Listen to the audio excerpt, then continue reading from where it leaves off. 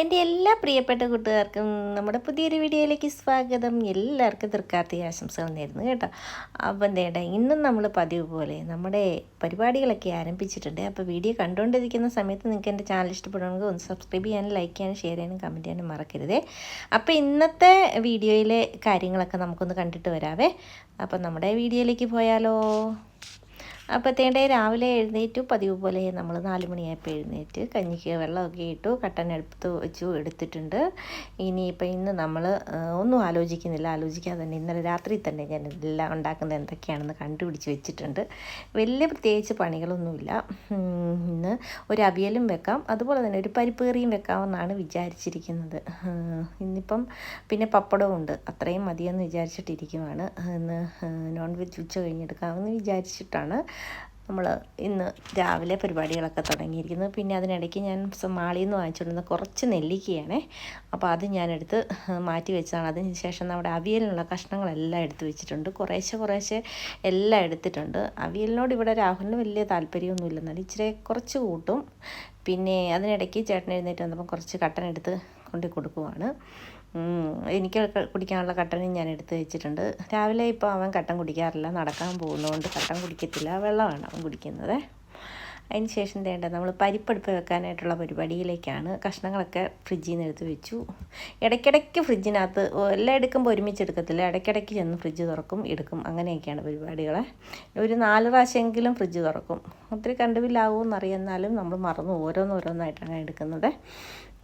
അപ്പോൾ തേണ്ട പരിപ്പ് ഞാൻ നോക്കിയപ്പം കുറച്ചേ ഉള്ളായിരുന്നു. അപ്പം ഒരു പാക്കറ്റ് പരിപ്പ് മേടിച്ച് ഇരിപ്പുണ്ടായിരുന്നു. ഞാനൊന്ന് പൊട്ടിച്ചിട്ടതിന് ശേഷം നമ്മുടെ പരിപ്പൊന്ന് കഴുകിയെടുക്കാനായിട്ട് പോയതാണേ. അപ്പം പരിപ്പ് കഴുകി എടുത്തുകൊണ്ട് വന്നതിന് ശേഷമാണ് ഓർത്തത് കുറച്ച് കൊച്ചുള്ളി പൊളിച്ചത് ഫ്രിഡ്ജിനകത്ത് ഇരിപ്പുണ്ട്, അതും കൂടി ഒന്ന് എടുത്ത് നമുക്ക് കുറച്ച് ചതച്ച് ഇതിനകത്ത് ഇടാവുന്നേ. അപ്പോൾ ഞാൻ വെള്ളമൊക്കെ ഒഴിച്ചിട്ട് ആവശ്യത്തിന് വെള്ളം കുറവായിരുന്നു, അപ്പം കുറച്ച് വെള്ളമോടെ ഞാൻ ക്യാനിനകത്ത് നിന്ന് എടുത്ത് ഒഴിക്കുവാണ്. അതിന് ശേഷം നമുക്ക് ഇനി ഇതിലേക്ക് കുറച്ച് കൊച്ചുള്ളിയും ചതച്ചിട്ട് ഇച്ചിരി പച്ചവെളിച്ചെണ്ണ ഒഴിച്ച് നമുക്ക് അടുപ്പത്ത് വെക്കാം. അതിന് ശേഷം അത് വെന്ത് വന്നു കഴിയുമ്പോഴത്തേനും നമുക്ക് ബാക്കിയുള്ള കാര്യങ്ങളൊക്കെ ചേർത്ത് കൊടുത്താൽ മതി.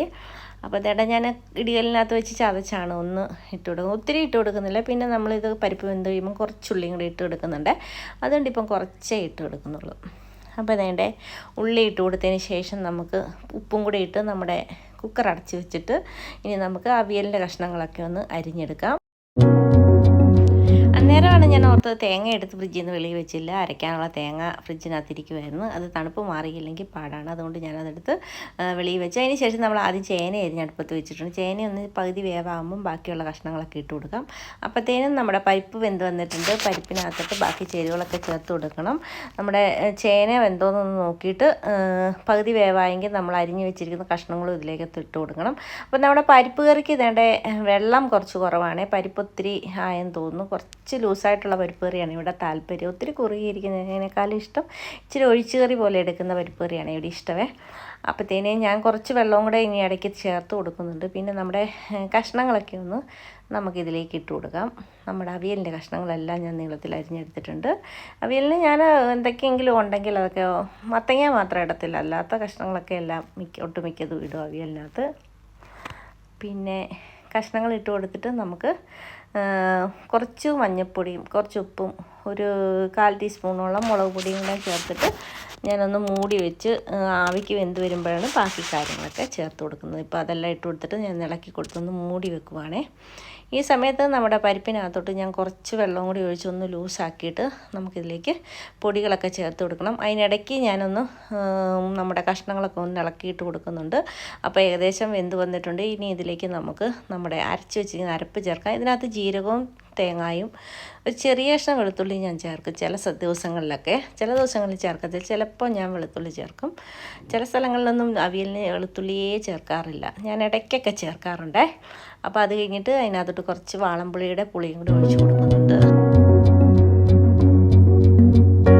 അപ്പോൾ അതേണ്ട അരപ്പിട്ട് കൊടുത്തതിന് ശേഷം ഞാനൊന്ന് മൂടി വെച്ച് കൊടുക്കുന്നുണ്ട്. നമ്മുടെ അരപ്പിൻ്റെ ഒക്കെ ഒന്നൊരു ആവി വന്ന് അതിൻ്റെ പച്ചച്ചവയൊക്കെ ഒന്ന് മാറാൻ വേണ്ടിയിട്ടാണ്. അത് കഴിഞ്ഞിട്ട് വേണം നമുക്ക് ഇളക്കിയെടുക്കാനായിട്ട്.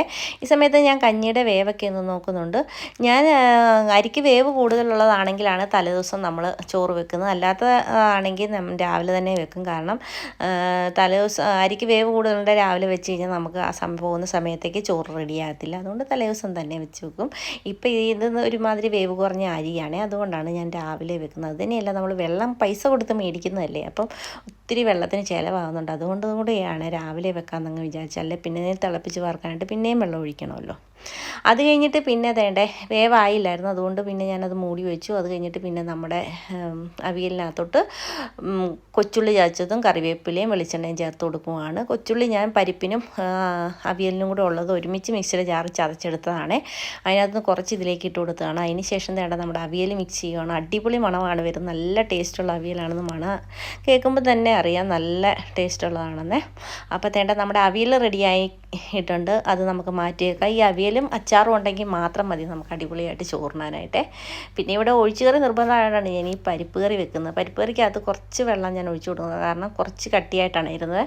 കുറച്ച് ലൂസായിട്ടുള്ള പരിപ്പ് കറിയാണ് ഇവിടെ താല്പര്യം. അതുകൊണ്ട് അത് തന്നെയല്ല, ഇവിടെ പരിപ്പ് കറി 2 രീതിയിലാണ് വെക്കുന്നത്. കുറച്ച് പാലക്കിട്ടും അല്ലാതെയും വെക്കുന്നുണ്ട്. പാലക്കിട്ടത് ചേട്ടനും അല്ലാത്തത് രാഹുലിനുമാണ്. അങ്ങനെയാണ് ഇവിടെ പരിപ്പ് കറി എടുക്കുന്നത്. അവന് പാലക്കിടുന്നതിനോട് താല്പര്യമില്ല. അപ്പം ഞാൻ ചതച്ച ഉള്ളി ഇട്ട് കൊടുത്ത് ചതച്ച മുളകും കൂടി ഇട്ട് കൊടുക്കുന്നുണ്ട് നമ്മുടെ പരിപ്പ് കറിക്കകത്തോട്ട്. അതിന് ശേഷം കറിവേപ്പില ഇട്ട് വെളിച്ചെണ്ണ ഒഴിച്ച് കൊടുത്തതിന് ശേഷമാണ് 2ആക്കി എടുക്കുന്നത്.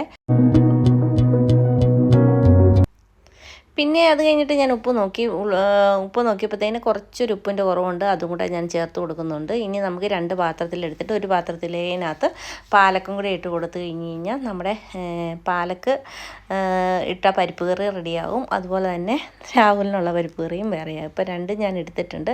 അതിന് ശേഷം ഒന്നുകൂടെ ഒന്ന് തിളപ്പിച്ചെടുത്ത് അടുപ്പിൽ നിന്ന് മാറ്റിക്കഴിഞ്ഞാൽ നമ്മുടെ കറികളെല്ലാം റെഡിയായി. പിന്നെ ഞാൻ ചോറും പൊതിയൊക്കെ എടുത്ത് അതുപോലെ തന്നെ കഴിക്കാനും ഒക്കെ എടുത്തു കൊടുത്തു.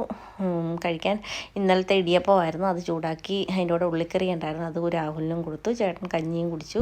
പിന്നെ 3-4 പപ്പടവും കൂടെ വറുത്തിട്ടുണ്ടായിരുന്നു. ഉച്ചക്കത്തേക്കുള്ളതൊക്കെ ഇങ്ങനെ തട്ടിമുട്ടിയൊക്കെ റെഡിയാക്കി. അതിന് ശേഷം കുറേ പാത്രങ്ങളെല്ലാം കഴുകാനുണ്ട്. അടുക്കള ആ പാടെ താറുമാറായിട്ട് കിടക്കുമായിരുന്നു. അതെല്ലാം ഞാൻ കഴുകി വെച്ച് എല്ലാം ഒന്ന് സ്പൂണൊക്കെ ഒന്ന് വെള്ളം പോകാനായിട്ടൊക്കെ എടുത്ത് വെച്ചു. അത് കഴിഞ്ഞിട്ട് കുറച്ച് മീനെടുത്ത് വെള്ളത്തിൽ ഇട്ടിട്ടുണ്ട്. അയലയും അതുപോലെ തന്നെ ചെമ്മീനുമാണ്. ഇവിടെ 2 രീതിയിൽ എപ്പോഴും ഉണ്ടാക്കണം. അയല രാഹുൽ കൂട്ടത്തില്ല, ചെമ്മീനെ കൂട്ടത്തുള്ളൂ. അതുകൊണ്ട് അവന് വേണ്ടിയിട്ട് സെപ്പറേറ്റ് ചെമ്മീനൊന്ന് ഫ്രൈ ചെയ്യാമെന്ന് ഓർത്താണ്. അയല ഫ്രൈ ചെയ്യാനായിട്ടായിരുന്നു. അതിന് വേണ്ടിയിട്ടുള്ള പൊടികളെല്ലാം ഞാൻ ഇട്ട് കൊടുക്കുന്നുണ്ട്. മഞ്ഞൾപ്പൊടി ഒരു 3 ടീസ്പൂണോളം, മുളക് പൊടി, അതിനകത്തോട്ട് ഇഞ്ചി വെളുത്തുള്ളി പേസ്റ്റ്, പിന്നെ ഒരു 1.5 ടീസ്പൂണോളം കുരുമുളക് പൊടി. അത് കഴിഞ്ഞിട്ട് പിന്നെ വിനീഗർ ചേർത്ത് കൊടുക്കുന്നുണ്ട്, ഉപ്പുപൊടി ചേർത്ത് കൊടുക്കുന്നുണ്ട്. ഒരു 1/4 ടീസ്പൂണോളം ഉപ്പുപൊടിയും ഒരു അടപ്പ് വിനീഗറും ചേർത്തിട്ടുണ്ട്. പിന്നെ നമ്മളിതിലേക്ക് കുറച്ച് അരിപ്പൊടി, ഒരു 1/2 ടീസ്പൂണോളം അരിപ്പൊടിയും കൂടെ ചേർത്ത് ഇച്ചിരി ക്രിസ്പിനെസ് കിട്ടാൻ വേണ്ടിയിട്ടാണ്. അതും കൂടെ ചേർത്ത് കൊടുത്തിട്ട് നന്നായിട്ടൊന്ന് മിക്സ് ചെയ്തിട്ട് നമ്മുടെ അയലയും കൂടെ ഒന്ന് തേച്ച് പുരട്ടി വെച്ച് കഴിഞ്ഞാൽ നമ്മുടെ ഇന്നത്തെ പരിപാടികളൊക്കെ തീർന്നു. ഇനി വൈകിട്ടത്തേന് നമുക്ക് മീനൊക്കെ വറുത്തെടുത്താൽ മതി. അപ്പോൾ അതേണ്ട അയലയൊക്കെ വെട്ടി വരഞ്ഞെടുത്തിട്ടുണ്ട്. ഇതിൽ നിന്ന് കുറച്ച് അരപ്പെടുത്ത് ഞാൻ നമ്മുടെ ചെമ്മീനും പുരട്ടി വെച്ചിട്ടുണ്ട്. 2നും കൂടെ ഒരുമിച്ചാണ് ഞാൻ അരപ്പ് റെഡിയാക്കി എടുത്തത്. അപ്പോൾ അതേണ്ട നമ്മുടെ അയലയിലേക്ക് നമ്മുടെ അരപ്പെല്ലാം തേച്ച് പിടിപ്പിക്കുന്നുണ്ട്. ഇത്രയൊക്കെയാണ് ഇന്നത്തെ നമ്മളുടെ കൊച്ചു വിശേഷങ്ങൾ, നമ്മുടെ കുഞ്ഞു അടുക്കളയിലെയും വീട്ടിലെയും വിശേഷങ്ങൾ. വീഡിയോ ഇഷ്ടപ്പെട്ടാൽ തീർച്ചയായിട്ടും ഒന്ന് സബ്സ്ക്രൈബ് ചെയ്യാനും ലൈക്ക് ചെയ്യാനും ഷെയർ ചെയ്യാനും കമൻറ്റ് ചെയ്യാനും മറന്നു പോകരുത്. അതുപോലെ തന്നെ സ്കിപ്പ് ചെയ്യാതെ വീഡിയോ മുഴുവനും കണ്ട് സപ്പോർട്ട് ചെയ്യണേ. അതുപോലെ തന്നെ സബ്സ്ക്രൈബ് ചെയ്ത ആരെങ്കിലും കാണുന്നുണ്ട് പ്ലീസ് ഒന്ന് സബ്സ്ക്രൈബ് ചെയ്ത് സപ്പോർട്ടും കൂടെ ചെയ്തേക്കണം കേട്ടോ. അപ്പം ഇത്രയേ ഉള്ളൂ ഇന്നത്തെ വീഡിയോ. ഇഷ്ടപ്പെട്ടാൽ തീർച്ചയായിട്ടും ഒന്ന് സപ്പോർട്ട് ചെയ്യണം കേട്ടോ. ഇതുപോലുള്ള ചെറിയ ചെറിയ കുക്കിംഗ് വീഡിയോസും വ്ലോഗ്സും ഒക്കെ ആയിട്ട് വരുന്നവരെ എല്ലാവർക്കും താങ്ക് യു.